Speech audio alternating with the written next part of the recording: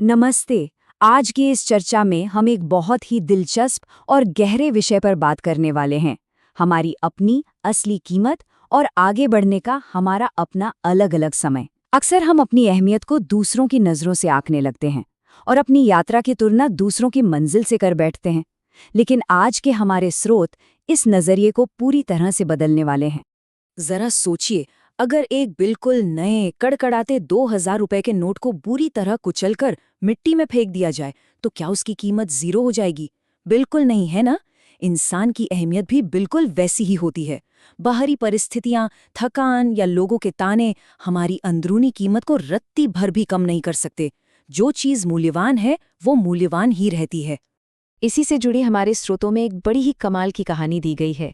एक अनमोल कच्चा हीरा था जिसे एक गांव के घर में सालों तक महज कागज दबाने वाले पेपरवेट की तरह इस्तेमाल किया गया। जरा सोचिए, उसकी असली कीमत का अंदाजा तब लगा जब एक पारखी जौहरी की नज़र उस पे पड़ी। हमारी जो छिपी हुई प्रतिभाएं हैं ना, वो भी उसी कच्चे हीरे की तरह होती हैं। अगर आसपास के लोग हमारी अहमियत नहीं समझ पा रहे हैं तो इसका मतलब ये बिल्कुल नहीं है कि हमारे अंदर कोई खोट है। बात बस इतनी सी है कि अभी तक सही जौहरी की नज़र नहीं पड़ी है। और हम अपने अंदर के इस हीरे को भूल क्यों जाते हैं? इस मशहूर कोट पर गौर करते हैं, तुलना खुशियों की चोरी है। ये एक ऐसा मनोवैज्ञानिक जाल है जिसमें हम सब कभी न कभी फंस ही जाते हैं। जब हम अकेले बैठकर सोशल मीडिया पर दूसरों की वो चमकती दमकती फिल्टर की हुई जिंदगी देखते हैं ना, तो असल में हम अपनी ही खुशियों को चुरा रहे होते हैं। हम अक्सर इस भ्रम के शिकार हो जाते हैं कि बाकियों की किस्मत तो जैसे सोने की कलम से लिखी गई है। एक तरफ हमें वो परफेक्शन का भ्रम दिखता है, बड़ी बड़ी गाड़ियां, आलीशान घर और रातों रात मिली कामयाबी। लेकिन दूसरी तरफ जो संघर्ष की सच्चाई है वो कोई नहीं दिखाता। वो अनदेखी मेहनत, वो छिपी हुई चुनौतियां, वो सब पर्दे के पीछे रह जाती हैं। हमें लगने लगता है कि सारी मुश्किलें सिर्फ हमारे ही हिस्से में आई हैं, जो कि सच में एक बहुत बड़ा धोखा है। आगे बढ़ते हैं हमारी पहली कहानी की तरफ, दो पौधों की कहानी, गुलाब और बांस का सफर। चलिए इस बात को एक बड़े ही दिलचस्प वानस्पतिक उदाहरण से समझते हैं। मान लीजिए कि एक ही बगीचे में एक ही जैसी धूप और पानी के साथ गुलाब और बांस के पौधे लगाए गए। गुलाब बहुत जल्दी बढ़ता है, कुछ ही हफ्तों में कलियां आती हैं, फूल खिल जाते हैं और हर कोई उसकी जमकर तारीफ करता है। लेकिन दूसरी तरफ जो बांस का पौधा है, उसमें महीनों तक जमीन के ऊपर कोई हलचल ही नहीं दिखती। कोई भी इसे देखकर यही सोचेगा कि ये पौधा तो शायद कभी बढ़ेगा ही नहीं। लेकिन असली जादू तो जमीन के नीचे चल रहा होता है। पहले हफ्ते में जहां गुलाब खिल जाता है वहीं बांस अंडरग्राउंड रहता है। छठे महीने तक भी बांस नहीं दिखता। लेकिन एक साल के अंदर बांस जमीन के नीचे अपनी जड़ों का एक विशाल और बेहद मजबूत जाल बिछा रहा होता है। और फिर अचानक एक दिन बड़ा बदलाव आता है। कुछ ही दिनों के भीतर वो जमीन चीरकर 60 से 70 फीट ऊंचा हो जाता है।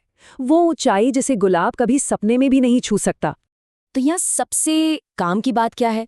वो ये कि हर फूल के खिलने का अपना एक अलग वक्त होता है।